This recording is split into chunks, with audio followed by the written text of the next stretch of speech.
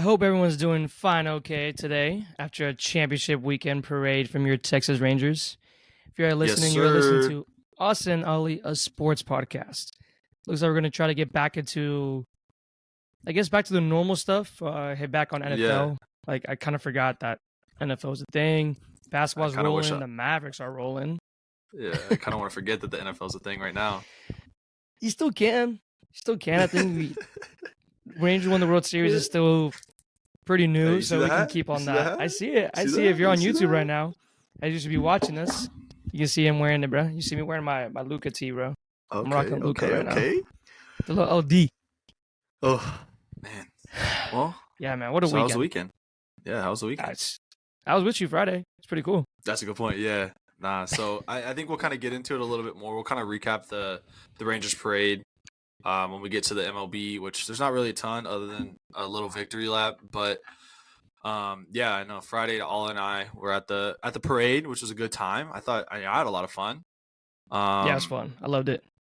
I know I saw like a lot of people like shitting on the Dude, whole there's so deal, many people shitting on and it.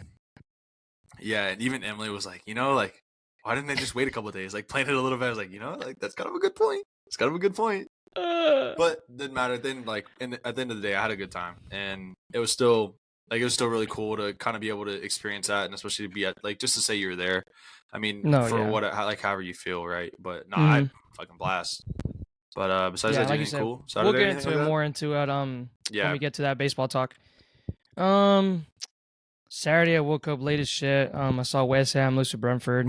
That kind of sucked. No Paqueta or that's Edson tough. because they love to get yellow cards. I didn't think we looked too bad, but I mean, Yeah, props to Brentford. They're still a pretty decent team even without um Tony. Tony. So I'll give him Yeah, that. Yeah, I give him that. Yeah, I took a fat ass nap on Saturday too. Like I was just bored, man. And then I just ended up yeah. going out that night to my friend's birthday. Yeah, I Yeah, saw that's about it. Mm. I saw you drinking on Saturday night, so I was like, oh, my boy's getting after it Yeah, again. I was, bro. It was the championship weekend. I started to keep Hey, you got going. to sully. It's a sully. Yeah, What are you gonna basically. do? Wait, they went. We went on a two. No, we went on a Wednesday. So we still got two Wednesday, more yeah, days to celebrate. We still got 2 more days to celebrate. yeah. We got a whole week. It's a We got a week whole long week. thing. It's a week long thing. Yeah, It's crazy. and Is we're gonna do Sunday it all just again next year. typical church and Cowboy. I like that. Come on up. I like Come on that. up. I like that. We'll get to that Yeah, again. Right when you yeah. think baseball We'll talk get is to that. over, free agency is about to start, and It's literally, I think it started keeps today, going. technically. So Yeah. for sure.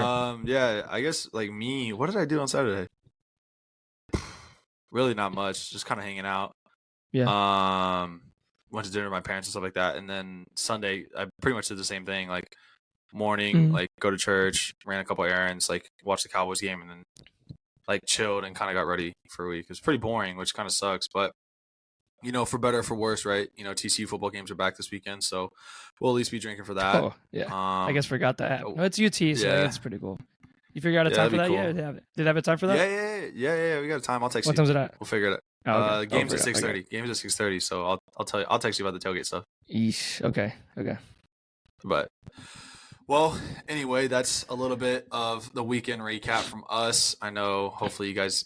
I mean, I hope you guys are listening because you kind of give a little bit of a shit about us. So that's kind of what we're doing Right. on the personal lives. There's more than life Other than than sports sports, ish, other kind than of. sports, Even though yeah, we'll see. But yeah, kind of looping back in. I guess the big story right now is the Cowboys. So, I guess I can kind of recap it and then we can kind of get into a little bit of analysis. So basically, right, yeah. Cowboys drop it. They were in Philly, lost 28-23 to Philadelphia, which I mean, if you go into the fourth quarter, and I would say like I think we were down like 17-28 at one point.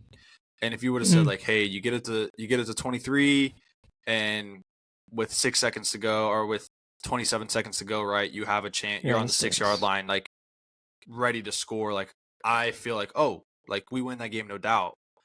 And then just I think I was texting my best friend and we played ball together, and it's just like they're just such an undisciplined football team. There's no attention to detail. They It's a don't have a winning reoccurring theme, bro. mentality. Yeah. Exactly. And it's so frustrating. And you see like Dak like in my opinion, he has a great game.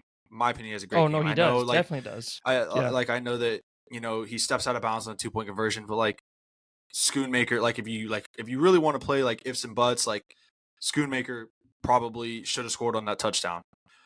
I mean, there's numerous penalties from the refs that were just like atrocious calls.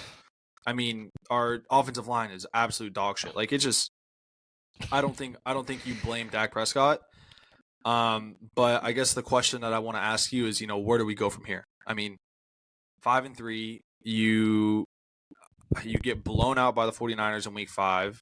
You lose, I mean, a dumb game to the Cardinals with Josh Dobbs as their quarterback that isn't even Hey, their put some quarterback respect anymore. on that guy's name. No, I know. Put some respect on that guy's name. But then, like, the one team that, like, in our division, like, we need to be competing with, we compete with them, but, like, we should be winning. And, with as good as this defense is, like, what is it? Like, where do we go from here? What can we look forward to from this team? I know you're not super sold on them, I would say. No, for sure. I mean, if you guys are following us on our Instagram, Austin_and_Ollie, we had our predictions. Austin, you guys know Austin, bro. He's always just up in the highs. I'm an eternal optimist. I like to. Yeah. Exactly.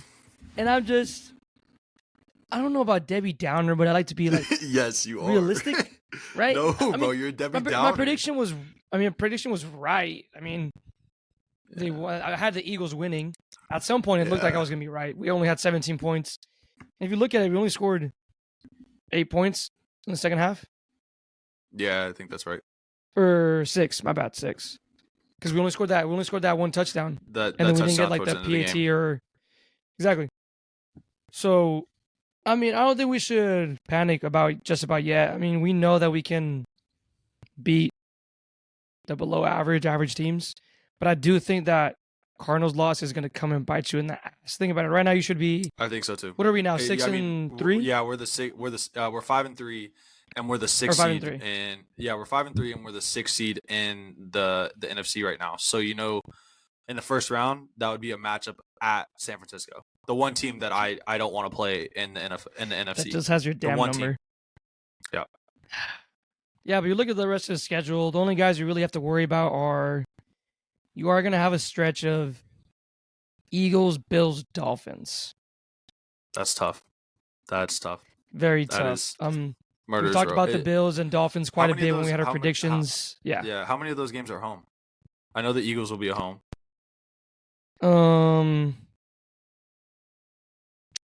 I think if anything, I want that Buffalo game. It's the one Buffalo of them. game. If it's not the Buffalo One's game, a Christmas Eve game at Miami. Okay, good. Because and then I think Buffalo. We're at Buffalo. We're at Buffalo. Oh, we're cooked, dude. Yeah, it was back-to-back away games. We're and you come back cooked. and you come home to the Lions. I mean, the Lions are the 2 seed. The Lions are the 2 seed. That's really going to show you what this team is about. If they're going to show you what the true colors of what we've seen in the past, it's going to be maybe close games, but you just end up shooting yourself in the foot and you're just not built for those moments in the clutch. Not built for it. So, yeah, I mean, I think kind of going back to the game and how, like, I've talked about how I think they're an undisciplined team. I kind of mentioned it, but the last possession of the game, the Cowboys got the ball with like 50-something seconds left. A couple big plays, drives down the field, and with 27 seconds left, the Cowboys have the ball, 1st and goal from the 6. And you would expect, like, hey, like, you have a shot. At least 4 or 3 shots in the end zone. From the 6. A couple, and I mean, you have no timeouts. You're assuming that these plays, if they're going to be in the back of the end zone, they're going to be something. Yeah. Just this team just continues to shoot themselves in the foot. Immediately after the 1st and goal, false start. That's another. So now it's 1st and goal from the 11. Sack. Oh, that's great. Clock's running, and you lose the yards. Next play, incompletion. Clock at least stops. Then delay a game, pushes you back to the 27 maybe or something like that. Yeah. And then you have a final play where the final play where you find CD open, but like there's just nobody there, and then he just gets basically jumped and curb stomped by the entire the Philadelphia Eagles secondary. Like, that was just great. That was great coverage by Philly. I mean, they knew it. It was basically like a short Hail Mary. Like, it was probably the worst thing you could have asked for as a Cowboys, like in the offensive situation. Yeah, so it's just like I mean, just this team, you got to learn how to win at some point. And I know that you've been. I don't want to say you've been a Dak Prescott hater, but I think that you haven't been pro Dak Prescott, but like Impressed. Or haven't been impressed impressed. so far. Yeah. Yeah. Yeah, and like I did a deep dive today, and I was just kind of looking at the numbers. But like Dak is currently playing at an elite level, I think, in my opinion. You can try to change my mind, but these are what the stats say, right? So in the entire NFL, he's 5th in total QBR. The quarterbacks that he's behind: Josh Allen, Brock Purdy, Patrick Mahomes, Justin Herbert, the elites, and that puts him ahead of Joe Burrow, Lamar Jackson, Tua. I mean, Jalen Hurts, like that's upper echelon of the quarterbacks in NFL. He has the lowest bad throw percentage in an entire NFL at 7.7%, which means, I mean, that he's given the receivers a chance and he's not just completely fucking something up. And then the biggest thing that I was like super impressed with is basically after the San Francisco game. So since week 6, Dak has the highest expected points added per play of any quarterback in the entire NFL. So basically saying like any play that Dak Prescott's out there, he's adding 0.32 points to the Cowboys score, right? At the end of the day. So, I mean, that's just showing that like he's playing at an elite level, and like analytics are backing this up, like stats are backing this up. Like he's doing everything that he can, and I understand at some point, right, you have to win, but he's doing everything that you can to kind of keep the Cowboys in games. But then, right, you have bad offensive line play. That was terrible. Terrible. Terrence Steele. He's allowed 28 Don't pressures. Even say his name, bro. 28 pressures over 8 games.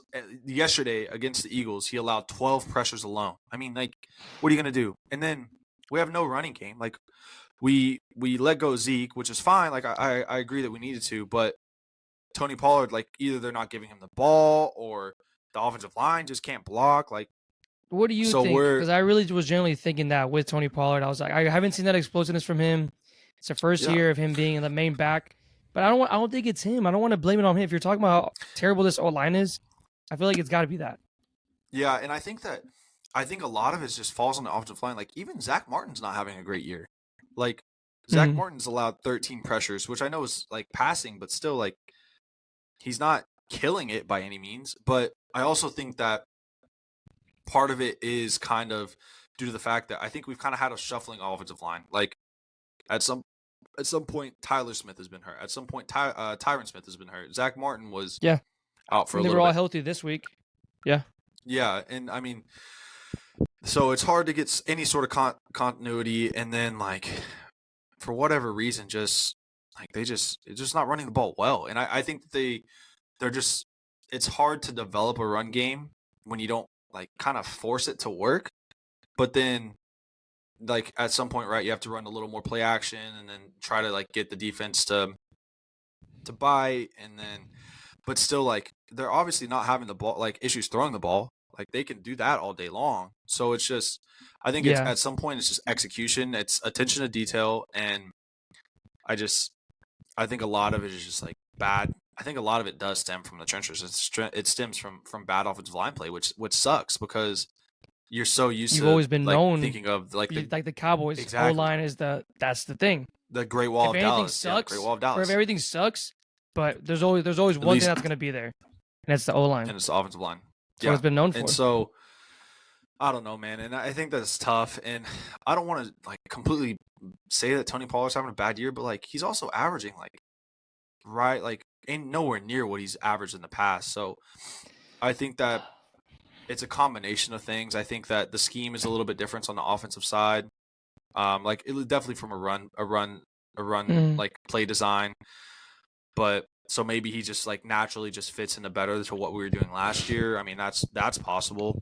I mean, there's a whole other offense too that you're working with. Exactly. Yeah, and so I think at some point it's like I think it's tough to run the ball when your offensive line isn't doing anything crazy. So that's what I think it kind of boils down to.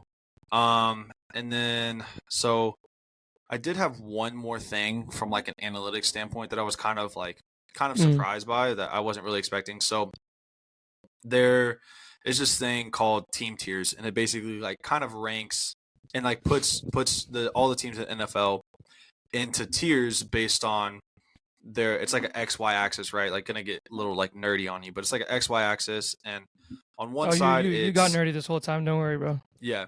Yeah.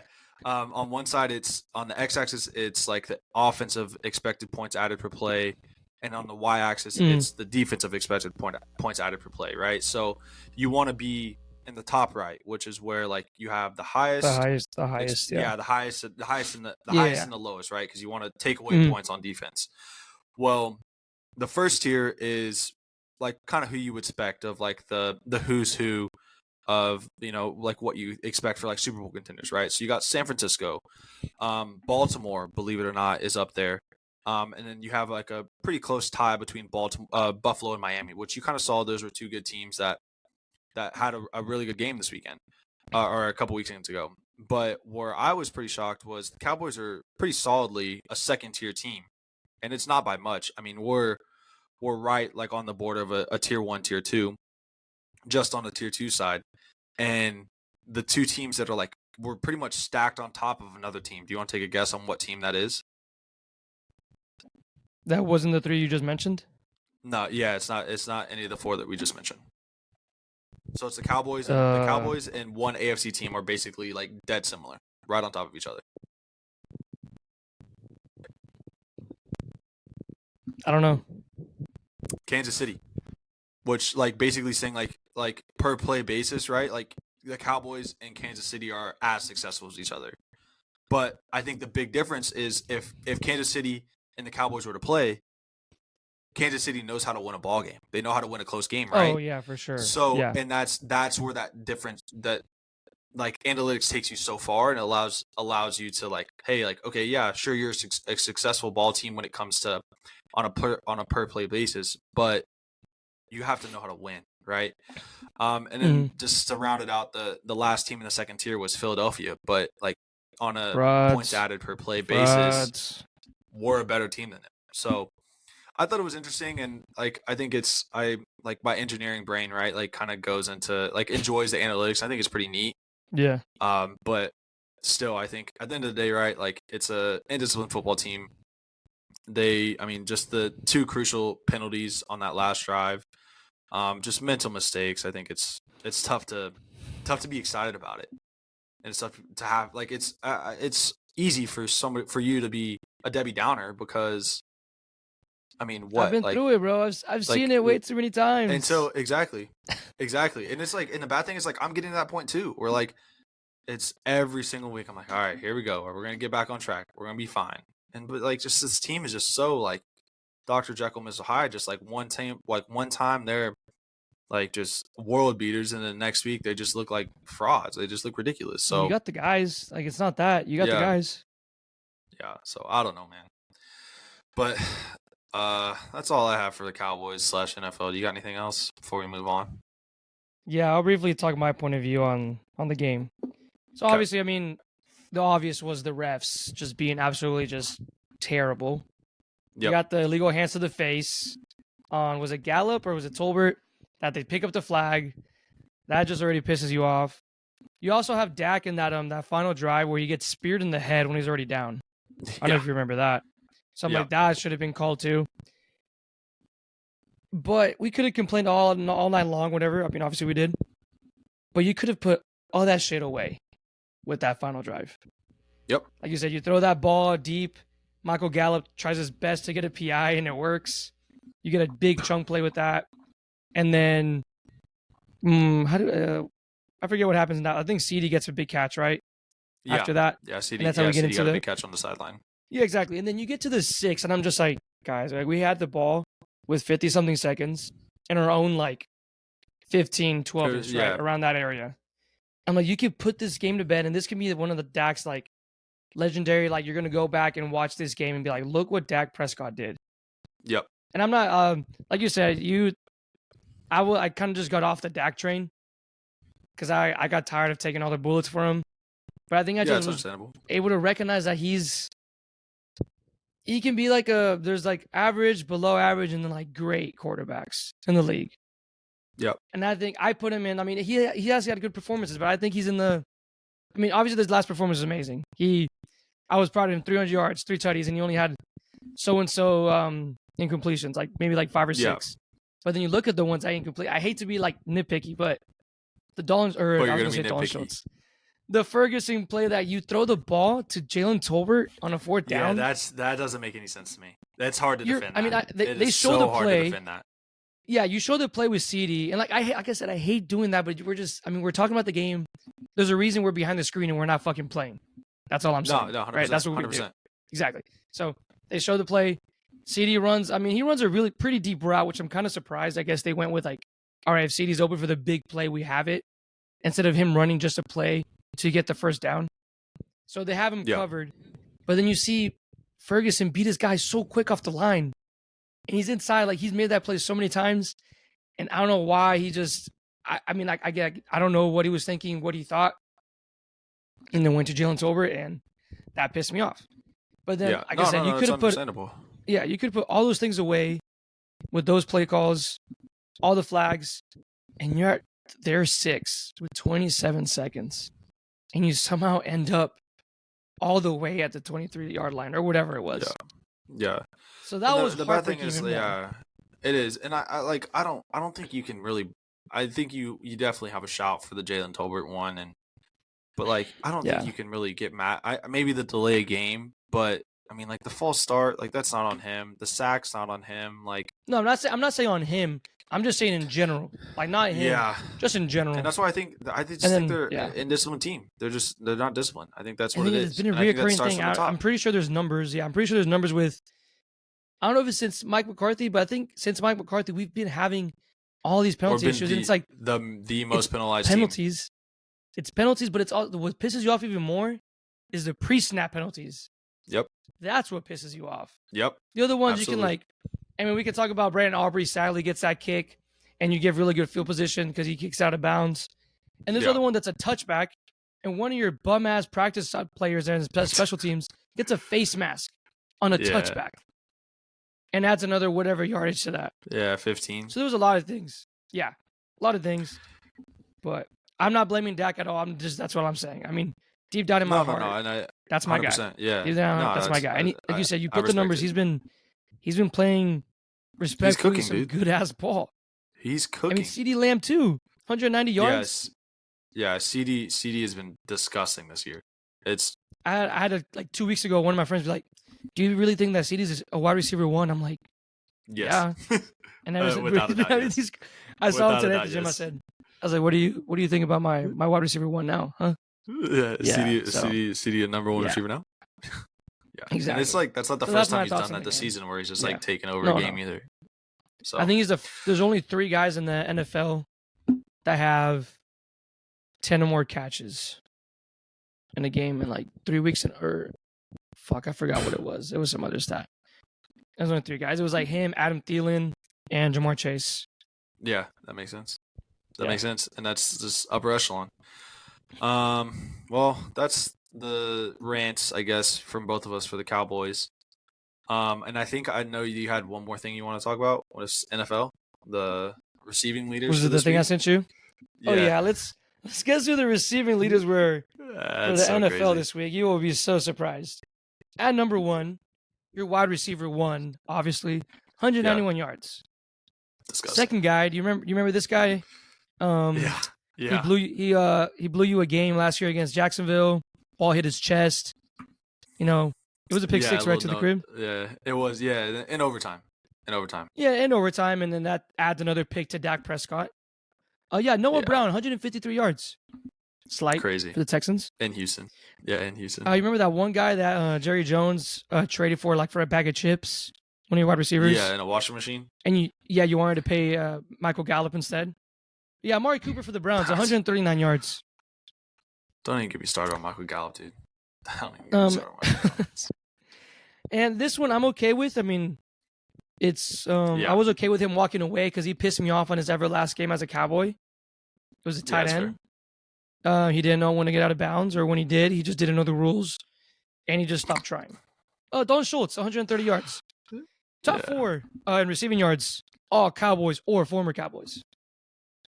Yeah, that's so crazy. And when I saw that, I knew that CJ Stroud had a big game in Houston, but to see like Noah I never looked Brown at the getting the numbers. ball for Noah Brown 153 yards, like what are you doing?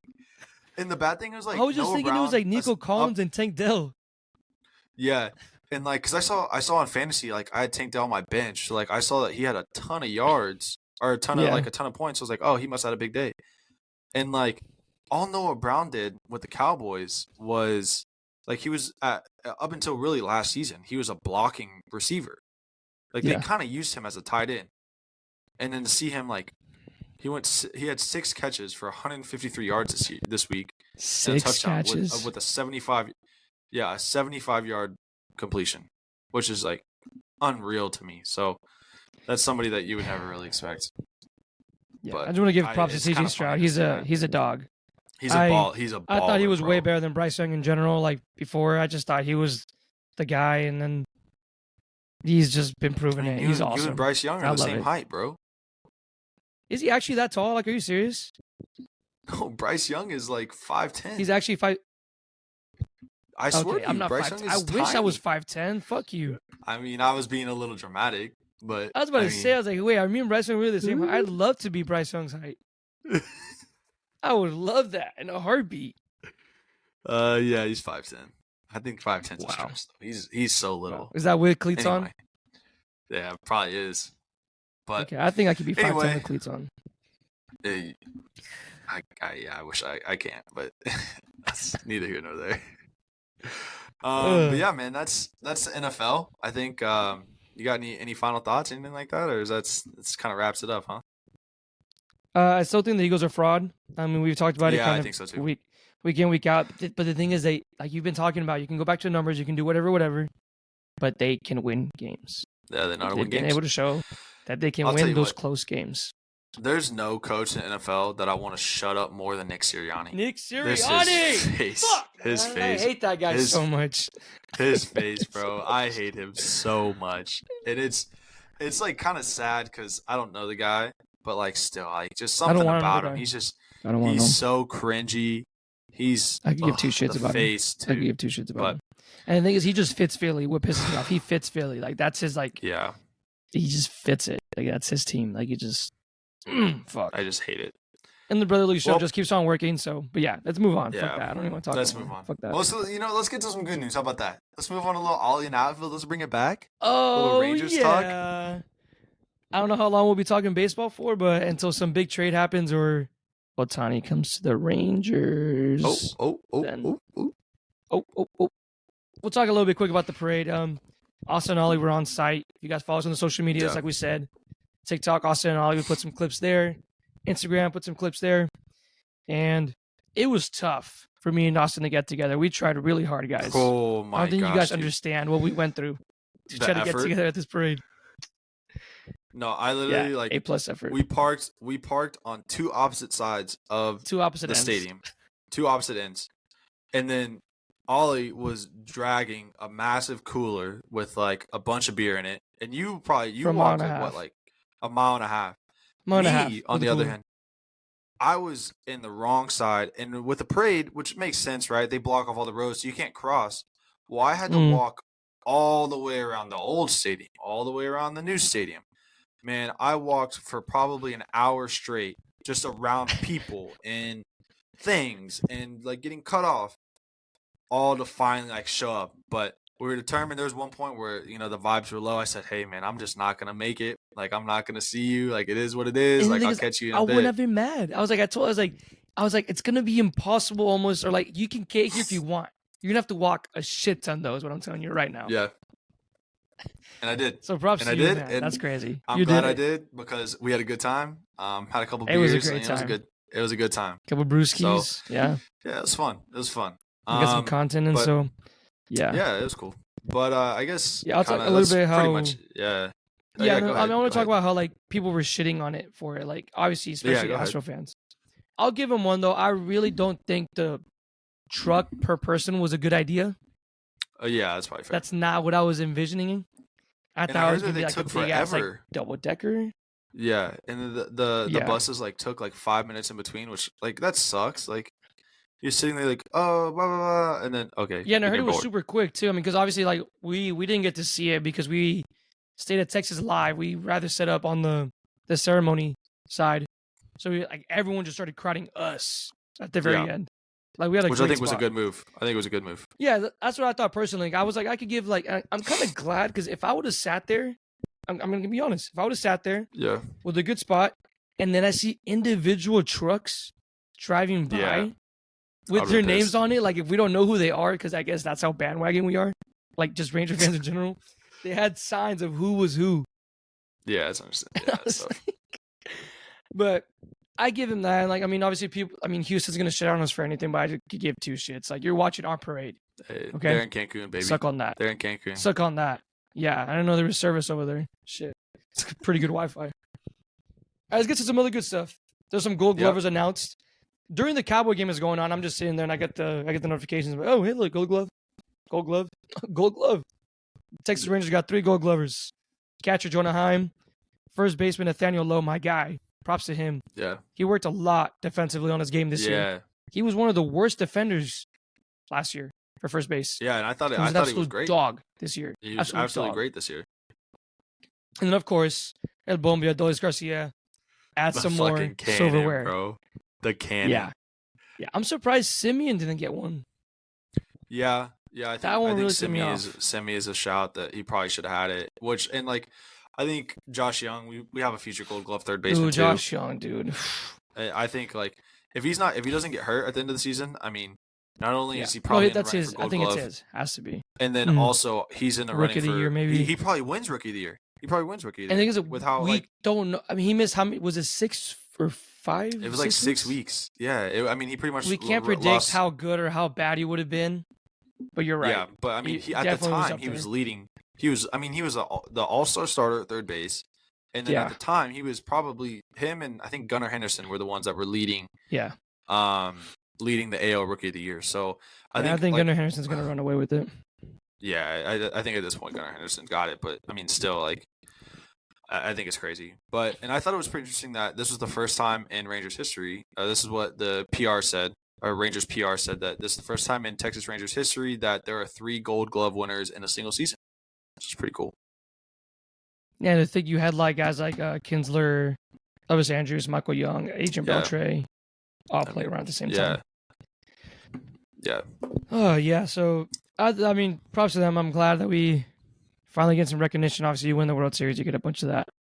And end of the year award nominations. Believe it or not, 3 Rangers were nominated for the AL MVP.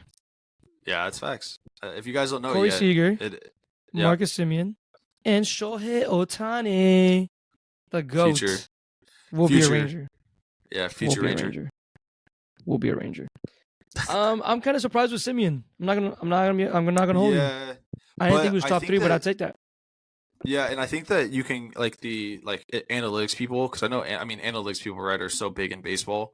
Yeah. But they're gonna say it because I mean he started every single game in that leadoff spot, and then he has the most at bats ever. Yeah, and I think he was leading this season. I think he was leading the AL in wins above replacement, and a lot of that is because he was there. Yeah. He was there. Yeah. So, I don't think it's super surprising. I think he had a great year. But yeah, I think so too. I guess I just didn't think he would have been. I mean, because you have guys like Jordan, but I think he missed a lot. That's fair. Cal Tucker had a terrible postseason, but he had a really good. I think top 5s that they were showing towards the end of the season was Ohtani, Seager, Adolis, Cal Tucker, and I think Marcus Semien was even on there. So I guess I knew it was gonna be Corey Seager and Ohtani, and then I saw Semien and I said, shit. I mean, dude, that Semien's been. We'll give him top 3. I think he'll get third, obviously again. Top 3 finishes for MVP in the last.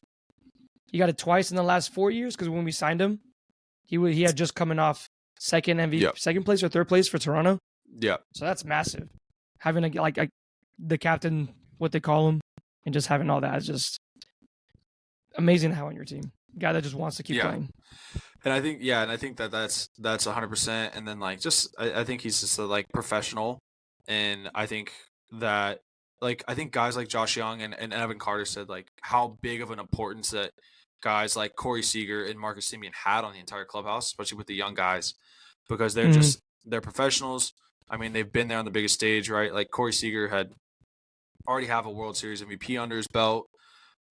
Marcus Semien, I mean, like you said, was in second or third in MVP voting back like a couple seasons ago. So just have those guys that just know how to work on a daily basis and, have shown to be successful at the biggest stage. I think those guys are just so valuable to have. And, we'll have a third guy like that next year in Shohei Ohtani.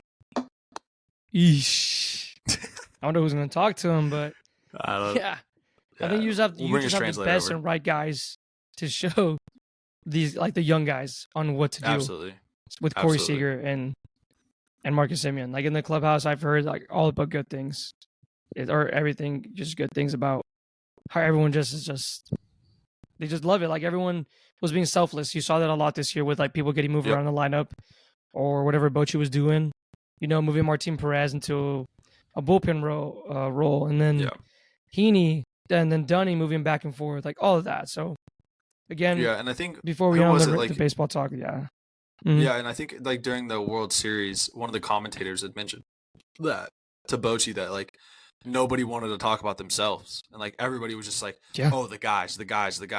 Like I think that just speaks. The post game interviews were just always like when they had like the main guy, quote unquote, talking. It was always just praising everyone else but themselves. Exactly, and I that's think awesome. I love that. That's one thing that like I mean.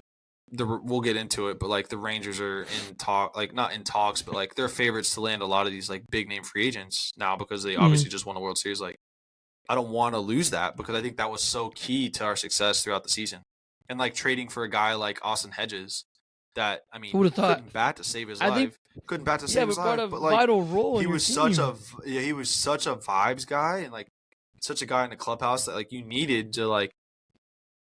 Play cards with to like, mentor the young guys to show like, what it's like to draw some shit on his ass or something, Yeah, like it just needed guys like that. So I think that's what separates good teams from great teams, and that's why the Rangers were able to do what they did, and they were just so resilient throughout the year. So it's awesome. It's exciting. Yeah. And like you said, I think being on the road for so long even brought like the vibes and morale just even better. Between them. Yeah, they just knowing that what they were doing, what the main goal was. Exactly. Absolutely. And then over on the other side, NL MVPs, Acuna, Freddie, Mookie. So both sides have only two teams involved in the MVPs. And I think Acuna easily runs away with that one, just like he runs away with the bases. So that one's easy. And then annual manager was also Bruce Bochy was nominated, right? He didn't, or did he win? Yeah, he was nominated. I don't remember who the other ones were. I mentioned it doesn't the people matter. that were doesn't the matter. Rangers, He's but doesn't matter. Yeah, that boy Bruce is gonna win it. The GOAT. Big old head. Yeah, and then since like I said, his big ass hat's gonna be in the Hall of Fame or whatever that memorabilia thing. His head is massive. His head is so big. It's like video. They were asking him questions of like, "Hey, what size is Bruce Bochy?" And everyone's like, "Oh, he's got a big ass head. I don't know. Yeah, it's jump gotta scare. Be a big one." Jump scare. It's so big. Yeah. Pause. Wow, I didn't even catch that. That's crazy. That's crazy. All right, well, moving on. Yeah, moving on. Like we said, so MLB is really fast with just off-season stuff. Like winter season meetings are about to start. And so this period about free agents that'll happen, right? Yeah, so free agent stuff is opened up today, but then all the guys on your team that were free agents, you can, or the ones that had the team options, player options, you have these last 2 days to see if they're going to test free agency or not. So in that time period, he picked up his player option, which is lovely. He's a great guy to have, and I think this was like the healthiest he's ever been, from what I know, because I know on the Dodgers the year before, he was hurt a lot last year, and then he was just that guy where he was like, "Okay, I need you to start. Okay, no, I need you to come out the pen," and he was just able to flip flop in between those. So that was massive. And your guy Jose, I'm not gonna say his last name. Leclerc picked up his team option, so he's coming back. That's my dog. I love that man. And I know I love him we so briefly much. talked about it last week, where this team is not gonna be the same ever again. No, it's kind of sad to think about because I mean the guys are gonna leave or someone's gonna come in. Like I mean that's the thing for every sport is the same team is never going to be together ever again. And it's kind of sucks, but it's also like you value the guys a lot more. Yeah. And clearly this was a good group of guys. And I know you briefly mentioned about like if you think Trevor Bauer would be an option at some point last season, and I don't think he would be. You have Corey Seager to maybe put in a word for him. It's either bad or good. Shout. So I personally don't think he will, just because I don't know if that'll mess up the vibe in the locker room. And obviously they have something and they don't want to mess it up.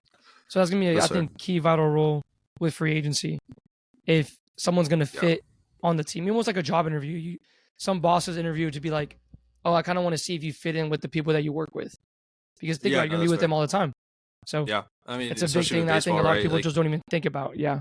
Yeah, I mean, with baseball, you spend so much time on the road, and you spend so much time with the same guys. Like, every day. You have to have that every day. You have to have that good clubhouse. I mean, because if you don't have you can see basically like what happened with the White Sox this year, right? Like, they basically imploded, and I mean, you go to shit, and you can't once you have that bad seed and that bad energy in the clubhouse. I mean, there may be a little clicks here and there with the Spanish guys and the guys from the States or like the guys from Japan or something like that. But still, you still want to have the camaraderie between everybody, because that just kind of shows good teams, really, really good teams, are teams that when shit hits the fan, they're going to be able to stick together, they're going to be able to rebound, and they're going to be able to they want to fight for each other. And I think that's what this year's team had.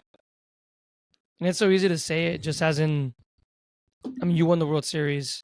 So I feel like it's easy to say that, oh yeah, I mean, the locker room was always good vibes, but then you go to a team that was dog shit. You go ask Oakland, I wonder how their locker room was. Yeah. They could be and we're shit, but we're having fun. We still we know what we're doing. We get paid to be shit. Woo, why would we be mad, Yep. Or you got these White Sox or just other teams it's easy to say as a Rangers perspective or a team that just won the whole thing to be yeah, our locker room was so-and-so. But you can still make and define in times where times get rough. We went on a, what was it, 4-16? Yeah. We won 4 games out of 20, so 4-16. Yeah, how was it there? I think that's when it matters. When you're winning, obviously, who cares whatever happens? Everyone's having a good time. But when you're down, that's when you know how everyone, the real you, how you're able to bounce back and stuff like that. So exactly, I'm sure that took a big part of it too. And then free agency stuff will happen here and there, and then if it happens, you'll hear from us here for sure. We'll talk about it. Yeah, no. So I know. Yeah, I think we'll probably know stuff probably in the next couple episodes. I would say probably 2 or 3 episodes. I would say. So yeah, hopefully there's some big news coming. That'd be pretty nice. Would you rather keep Montgomery and get Josh Hader, the reliever, the closer for Padres, or Ohtani? Or Ohtani? I think probably get Hader and keep Monty. I think because that's 2 arms that you can have. And I think that, it sounds cocky to say, but I think our bats were, we had one of the best offenses in baseball. So, I mean, what are we going to, and Ohtani can't even pitch next season, because I'm pretty sure, didn't he have TJ or something eventually. Like that? Yeah, but he will eventually, though. Next year. I don't know. Or 2025. 25. Yeah. So, obviously, right, it's Ohtani, but I think it's a win-win, though. It's a I'm win-win, not going to be mad on who you pick. It's a win-win. Yeah. You keep another starter that was amazing for you, and you get a reliever, one of the best relievers, if not the best. Yeah, I think it's a win-win. Now, I will say, I just want to hear your opinion. This is a deep cut. It's a deep cut, but I would love for the Rangers to get the new pitcher from the Japan that's coming over. The Yashimoto, Asian dude? I think it's his name. Yes. Yeah. I think it's Yashimoto, and his stats in Japan are better than Yu Darvish was, better than Tanaka, I think was the other guy that just came over, or a couple years ago that balled out when he came over. So, and I'm just obviously, right, I don't know shit about scouting baseball, but some of the stuff that I've seen, his stats and all that stuff, are just crazy. So hey, if he can do it over there, maybe he does it over here. Have you heard of Roki Sasaki, or no? Nah, I haven't heard of him before. Yeah, I think he's the 21-year-old. I feel I think he has to play more. I don't think he's eligible for the MLB yet. Yeah, right? Okay. That's how it works, I think, with foreign guys. Yeah, you have to be he's a dog. Whenever posted. You have to be posted. Yeah, basically, when you hear from him, dude, basically play a transfer fee is what it is. Yeah, he's a dog. So Roki Sasaki, Okay. remember that name, bro? He's a dog. All right. He's like 21. I Hey, think he already deep threw like cuts. 2 perfect games or some shit. Okay, Yeah. that's crazy. Yeah, Oh, he was on the WBC. the WBC team. Yeah. Okay, I remember the name. Yeah, Roki Sasaki. Yeah, he's but Stud. I think he has to play a little bit longer. I think that's the same thing with like that's why Otani. And then that Yeah. one Asian or another Asian dude I think that is entering the draft. I don't know if you heard about him. Yes. Yeah. I think he's like the a 18-year-old big kid. first baseman, and he has like more homers Yeah. than like I forgot whatever. Yeah. I think he's going to play baseball at like Vanderbilt, and then he's Oh, going to yeah, enter the yeah. draft next year, Yeah, or that's something gonna be- of that nature. Yeah, Because something. Yeah, I think the 3 something years. around there. We know what you're talking about. Yeah, I don't know that's his gonna name. be awesome. But I know who you're talking about. Yeah. I know who you're talking Okay, good. Hopefully everyone Yeah. else does too. about. Yeah, I'm sure they do. Oof. Yeah, that's all I got. Knowers, MLB. I promise certified that. ball knowers over Cool. here. Right? Certified Yeah. MLBers here. Yeah, but all right. Well, moving on to the next thing. NBA's back in session, which is big time. I think this is our first segment, right, with NBA. Yeah, first segment. I mean, we talked a little bit about it, but nothing with like active. Nothing. Oh, yeah, we talked a little bit like nothing. Yeah, first Yeah, in-season but- talk. Mavs are now 6-1. They just went final, so they won tonight over the Orlando Magic off of a brutal back-to-back. They won tonight 117-102. Currently now sitting at 6-1, or 6-1 or 5-1. It's one of the two. It doesn't matter. Yeah, 6-1.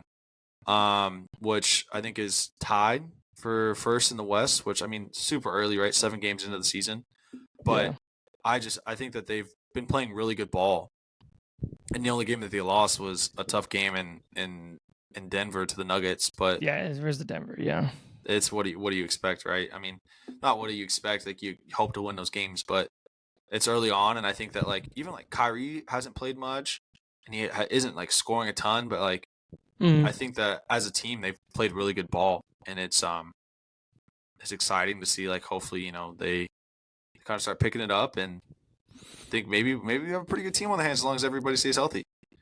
Yeah, don't call me Debbie Downer or whatever, but we do have an easy schedule. But you are winning the games. You're winning the games. Like even the props, but they do have an easy schedule that they should be winning these games. That's all I'm saying, which I'm happy about. I'm happy about. That's all I'm saying. That's all I want to say. Yeah, so I want to say, what are your thoughts on some of the new players that we have 7 games now into the season? Grant Williams, Derek Lively. I talked about it last week. Yeah, I talked about it last week where I said Derek Lively. This is my second formal apology to you. But also a little bad thing on you is that he gets in foul trouble. That's the young nature of a MLB, or I was going to say MLB, the NBA center. NBA. I think he had a lot of foul trouble too in college. So it's going to take time to adjust. But when he's not in foul trouble early, he can really damage the alley-oop with and then pick and roll with Luka, Kyrie, whatever. He's crazy in the paint. He fights for rebounds. So I think it's a good thing that it kind of shows that he's aggressive, but he needs to know when to not be as aggressive, if that makes any type of sense. Yeah. And Derek Jones Jr., and you have him on here too. He's been having some crazy stuff. I think he was saying like he's kind of been starting a lot like recently, right? 19 something. He does get to start more than half the time, but he won't finish the games off in like 20 to 25 minutes here and there. Yeah, and I think that's like, I don't think it's a significant, like, it's not going to be like an addition to the team that like makes waves, right? But I think that's something that like raises the floor of the team that much more. You know what I mean? Yeah. Because I think these minutes that we're giving him were minutes that we were giving to who last year? I mean, I don't even remember who our backup small forward was, or like another forward that we had last year on the team. We signed Seth Curry, and you have almost rarely even seen him. Yeah, like I think that I understand that maybe, yeah, I mean we have had an easy schedule, but I think still like this team is just way like just has a higher floor than how many games have you watched last year? Have you sit there and like watched a couple of quarters? Like which ones? I've watched today, yesterday, and then I watched one of the ones. I watched a little bit of the Nuggets game, so I've watched 3 or so games. Yeah, I'll give him. I saw the Nugget game. I think that was my first like complete game. Yeah, I mean it's the Nuggets. Like it's the Nuggets, dude. It's Jokic. It's MPJ. It's everyone. I'm missing a lot of guys. Obviously, Jamal Murray, Jamal Murray, yeah, Caldwell Pope. So they're dogs, and like obviously Aaron Gordon, yeah.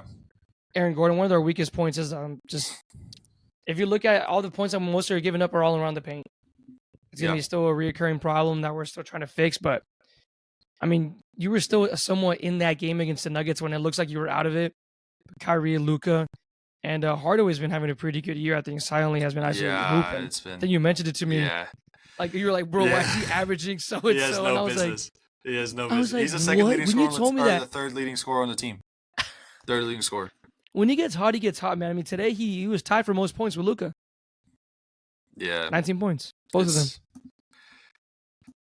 Trade him. And the thing, well, you said this team Trade is it. different is because when you tell me last year your leading score is 19 and it's Luka, tell me how much they lost by. Like, what was the blowout by? Yeah. That's what I'm going to ask you. you.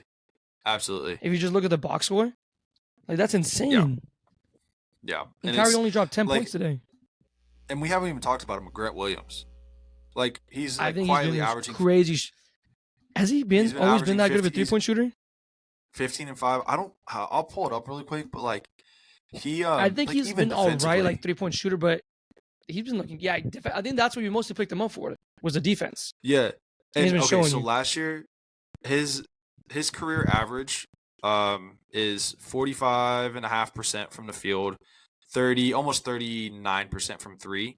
This season, he's averaging 55.5% from the field, so that's a whole like 10% jump. Yeah, and then from three, with a significant increase in attempts per game. So he typically averages roughly like 3.5 attempts per game.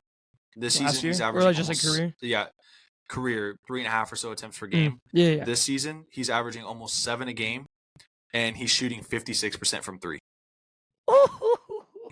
It's a small sample size. It's a small sample. It's holy 6 games. Crap. 7 games. But like still 56%. Like, that kind of like just that sort of like improvement, and that is something that we didn't have last year, right? I mean, like when we needed somebody to defend prior to the Kyrie trade, we had Dorian Finney-Smith, which like great defender, and he could score on his day, but like he wasn't shooting 56. He wasn't shooting 56% from three. Nah. And the thing is, I think you see that it's like that boost of what was it? You said like 3.5 attempts per game, and now it's like 7. Yeah. Doubled it. I mean, that's just how the Mavs play. Attempts. That's the Mavs. I mean, you live and die by the 3 ball. That's what we do. Yep. And I think that I've been seeing like just reading like some of the articles and stuff like that on Twitter, and there's obviously been some gripes about Jason Kidd and how he coaches, and how like people are saying, or reporters other commentators are saying that like if he doesn't have to make any in-game adjustments, I think he's a great coach. But when it comes to like having to make adjustments, like he would have had to do against the Nuggets, to go, it's like, oh well, let's get away from the small ball lineup and let's go to more like playing more bigs, playing D Live, playing Dwight Powell, playing Grant Williams at the 3, and stuff like that. That's like stuff that he struggles with. So I don't know. I mean, maybe that 3, like the live by the 3, die by the 3 is good, but who knows, man? I mean, if they can, it's a good and bad. If they can win, 48 to 50 games this year, I mean that'd be a pretty significant improvement. I think that gets us like the 6th seed. I would probably say in the West, which I think is probably the realistic expectation for the team. Has to be, especially coming off of somewhere last year. But like Luka has been, I mean, just lights out, and like even though he's not scoring, like he doesn't have to score 35 points a game to keep his team afloat. Like just in being able to average, I think coming into tonight he was averaging like 32 a game, which is, I mean, that's MVP quality. If he he's been insane. If the Mavs can win games, so and I think that aside from the tech that he got last night, like I think he's kind of been smarter when it comes to like bitching at the refs. You hear Grant Williams? He's like, no, I was like, let me complain for you. Let me do it for you. He's like, let me get the tech. Let me get the tech. That's such a big like development, because I don't think anybody would do that. Like I know that like Luka and Dorian had a great relationship, but I don't think Dorian Finney-Smith's doing that. Like, nah. And I think that's something. I think it's just like and like I wanted to say like a mature NBA player, but I mean, Grant Williams only been in the league for what, 4 years, 5 years? This is his 5th season. Yeah, exactly. Like I was thinking, like he's more of a mature dude or just like more veteran dude, but no, he's you could say barely even been here. Yeah. Yeah, So and then Vegas has 47.5 total wins. I don't know if that's. I don't think that's the beginning of the season. I want to say this is from now. Oh, give me the over. I feel like 47.5 is a lot if you would have said that before season. Yeah, but like I would say give me the over right now. I think that's minus 100. So that's straight up. Yeah, I would say give me the over. I know I just said before the season I would have said wins. no. Yeah, I would have said no before the season started, if I'm being honest. I think I probably would have put it at like probably 43.5 is probably what I put it at the beginning of the season. Mm-hmm. Yeah. But I think that like obviously right, barring health, I think that 47.5 is absolutely doable. And I think I don't know, you just kind of see it with Luka. I think he's after the World Cup and stuff like that. I think he came into the season great shape. He looks like he's kind of reset mentally, and it kind of looked like towards the end of the season last year, like he was just over it and just hated life. Like was questions on whether or not he was gonna want to can't blame him, finish out his contract, but he wants to win. He's a competitor, and I think that starting the 7 games into the season, going 6-1, I think that's really gonna help. Yeah, no, I'm impressed. I'll give him that. I'm impressed. Yeah, they're proving me wrong once again. No, absolutely. So I love it. I want to play a fun little game of Guess This Maverick. Let's hear it. Really quick, if you want to indulge me. All right, so these are his per 36-minute stats. So for every 36 minutes, he's averaging roughly 17 points a game, 7.5 rebounds, 2.5 assists. He leads a team in offensive rating, and he leads the team in win shares per 48 minutes at 0.34. And so take a guess on who you think this player is. See, I know you were on the Hardaway, but if this is Hardaway, is he really averaging 7.5 rebounds? No, definitely not Hardaway. It's not Hardaway, right? No, not Hardaway. 7.5 boards? Oh my god. 17 points. Is this Grant Williams? No, Dwight Powell. Shut the fuck up. The White Powell. Now look. Hold on. So I was thinking about this, right? Wait. This isn't what he's actually averaging, right? This is if he plays 36 minutes. Per 36 minutes, this is what he's averaging. So it's obviously right. It's a super small sample size. He's averaging 8 to 10 minutes a game, right? And I know coming into the season, there was a lot of hate going towards his way. But if you look at his career offensive rating while he plays a bench role, and he's not coming off, and he's not your starting center, Dwight Powell has a role, and I think he executes that role as a solid bench big to perfection. Offensive rating of 182, that's insane. The average is 100, right? That is elite. And then obviously, right, win shares of 0.34 per 48. Luka's at 0.33 or 30. No, stop, dude. Stop. I'm just saying. I thought it was interesting. This guy loves the numbers. I'm a numbers guy. So yeah, man, I thought that was funny. Oh my god. And I figured you would get a kick out of it. But wow. Still hate him. Yeah, that's understandable. But with that, man, do you have any final NBA takes, or you ready to get into a little bit of hot takes? I'll get into hot takes, man. I try to keep this close to an hour. Yeah, keep it close to an hour. So one thing that we're doing that we kind of want to switch up is we kind of want to go back to getting hot takes. But what we're going to start doing is we're going to kind of start soliciting them from our Instagram feed. So that's a little plug. One, go obviously, right, subscribe to the podcast. Apple Podcasts, Spotify, YouTube. Give us a like, give us a share, give us a rating. Yeah, wherever you get it. But also, too, follow us on Instagram, follow us on TikTok. We're trying to be a little bit more active when it comes to, posting reels, interacting before and after, games that we care about, right? So the Cowboys, Mavs, we were doing it for the Rangers. But now we kind of want to, we were thinking about it, and we wanted to get some hot takes from some of our followers, kind of react to them. So we're gonna do a couple every week. Let your voice be heard. Yeah, let your voice be heard. So we'll give you guys a shout out on who it is. We'll tag your @ and we'll kind of put you guys in the show notes too and all that stuff. Just as a little thank you. So we're gonna do a couple today, and then we're gonna keep running with it. So the first one comes from Mason Ornelas. His Instagram @ is @oc.mason. And so his hot take was the Rangers won't sign Shohei Ohtani, but will get Josh Hader and Blake Snell from the Padres. So I know we kind of played this. We've kind of played a little scenario similar to that when you're talking about Monty and Hader versus Ohtani. So what do you think about that?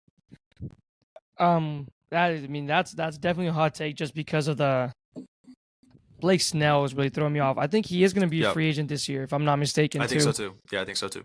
That'd be he had, I think, the best ERA from like a certain time frame. I think after the All-Star break. Yeah, he had like a 1 point something since the All-Star break. It was like a 1 point something. I don't have the number pulled up, but absolute dog. And then, I mean, if the Rangers are willing to pay, I mean, they've shown it. They're not scared to spend some money. They're not shy of spending the money. Yeah, exactly. And if you were to tell me that, hey, we don't sign Ohtani, but you get Hader and Blake Snell, I'm happy. I feel like it's almost a win-win with Monty. And you let Monty walk, and you get Snell. I think that's a win. I love it. I think that's cool. Love it. Yeah, I agree. Yeah. All right. Well, but cool. I think someone else will be willing to pay some more money for that for Blake Snell. So someone would definitely pay the money for it. Cool. All right. Well, thanks, Mason. We're kind of moving on to the next one. Brian Ordoñez, and he's at I'll have to tag it in the show notes. I have no shot at giving it a Ordoñez. Yeah. So his take is the Cowboys won't ever win with the Joneses. The Joneses treat them as a brand, not a team. If you don't mind, I'm gonna take this one. It's not even a hot take. He's 100% right. Yeah. I think he's 100% right. Yeah, it's not even a hot take. It's not even a hot take. It's not. I think it's 100%. I mean, with the marketing of like the Cowboys as America's team, Jerry and Stephen Jones making decisions on a personal basis when they have no business doing so. I think that's just always. I mean, we have a good roster, sure, but I just don't think that they're ever. I mean, look how long it took them to fire Jason Garrett. Look, I mean, they don't care, dude. They don't care. They don't. Yeah, as long as the money, they don't lose. As long as the money's rolling in, I mean, like, I think there's certain owners that would pay millions upon millions of dollars for Super Bowl. Exhibit A, Chris Young.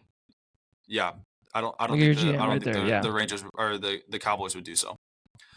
Raul Plascencia, your cousin.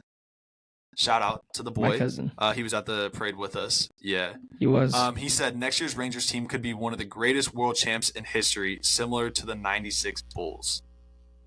I think that's a wild take. That is a very wild take, but I'm not even like I'm here for it. I love it. I mean, I'm here for it too. We don't know how this team is going to look like when free agency is over, but you think about just like the possibility of seeing Wyatt Langford, Evan Carter, Adolis, Corey Seager, Simeon, all in the same lineup. And if you sign Ohtani, I'm just saying if. Yeah. As it look like that, like Vince McMahon meme, bro. I'm just gonna be like, I think what is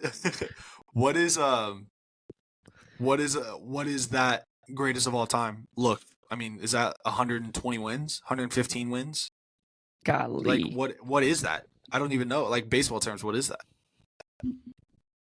Because I mean, that was the Bulls team that went 73-9, right, or whatever. So, I mean, that would have to be a team that they'd have to pull some ridiculous record. I mean, imagine them winning 130 games. It's unbelievable. I wouldn't put it past them. Actually, no, I would put it past them, depending on what they do with their bullpen and just shit. It's baseball, dude. But that would be insane. That's definitely That's a hot take. It's a hot take. Yeah. All right. Moving on. We got a couple more. We actually had a lot more submissions than I thought we were gonna do. So this is from Russell Gray, and his is at Russell Gray. Pretty easy. He says that Sam Howell is better than Brock Purdy. Thoughts? Wow. I think he's smoking crack. I think he's smoking crack. I see where he's coming from. Just because, I mean, we've seen some spurts of Sam Howell looks like a dog. Give me Sam Howell against the Eagles any night or day, bro. I'm taking it from Brock Purdy, if I'm being honest. Okay, dude. You're crazy. Put Brock Purdy on the Commanders and put Sam Howell on the Commanders. I mean, okay, sorry. that's Sam okay. Howell That's on right. the No, Niners. I know what you On the mean. I know Niners. what you mean. Yeah, I yeah. know what you mean. I Yeah, know what you I'm mean. just. I I get think he's a it. really athletic guy. He's very athletic. Yeah, I get it. He kind of reminds me of Baker Mayfield. I was looking Yeah. at it. I was looking at him like their game was on, and I was like, oh, he kind of just looks really similar to Baker Mayfield, and it could just be like just the way he wears his uniform and stuff like that. But Yeah, I think I he definitely has like just a presence. Like I don't know what it is. It just really gives it to me. Yeah. Yeah, that's fair. Okay. And then the last one is from Caleb Leyva. His @ is @ Caleb_Leyva. And he says that Des Bryant's peak was one of the greatest peaks ever along the lines of Megatron. Wow. I thought that's a bold statement. It's a bold statement. With Megatron? Oh. His peak was insane though. Like he had everyone throwing up the X. Dude. I think the peak was crazy. I think that along the lines of Megatron is going to be tough to sell just for the sole purpose of Megatron had that 1950-yard season, almost 2,000 yards. I don't think Dez ever did anything like that, but I will say like the influence that Dez had on games. I mean, this dude was getting double covered. I mean, every week and still just absolutely balling. So I mean, I get where he's coming from. I don't know if I can go too far as say as along the lines of Megatron. Megatron, yeah. His peak was disgusting. And I at his peak he was a top. He's the best receiver in the NFL. And that may have been over Megatron a season, but I don't know if I can agree with the fact that his peak was better or as good as Megatron's peak. That's a lot. That's a lot. Eesh. But that's for sure. That's the hot takes that we have from the fans. Those are some really good ones. Yeah, those are some pretty good ones. They're good ones, yeah. So we're going to kind of keep doing this every week, kind of round up the show. So like I said, we'll mention everybody in the show notes that we use these hot takes from, and we'll probably post them to the story as well, as like a thank you and just say, look forward to it. But with that, man, do you have any final takes? Any final any words of wisdom or anything like that? Nah, man. I think that's it. That's it, right? On to next week. We can't wait. Yeah, on to next week. Yeah, it feels good to kind of be back on a regular schedule, kind of get back into it, talking a little bit of everything. Texas Rangers are still your World Series champs. We got a whole week to celebrate this, so we still will be. Yes, we have all year if you want to celebrate. Yeah, I mean, so all up until next World Series. That's us. Yeah, up until the Mavs World Championship in June, because we know the Cowboys aren't winning it. So there we go. That being said, I like the tone. Yeah, but with that being said, guys, thank you guys so much for listening. This is another regularly scheduled episode of Austin and Ollie. We'll be back next Tuesday. We're going to start releasing every Tuesday. Check out Instagram. Check out TikTok, YouTube, all that stuff. We're going to be posting everything there. Give us a follow, share with your friends, subscribe, rate 5 stars, do all that stuff. But until next time, guys, we'll see you guys. Peace.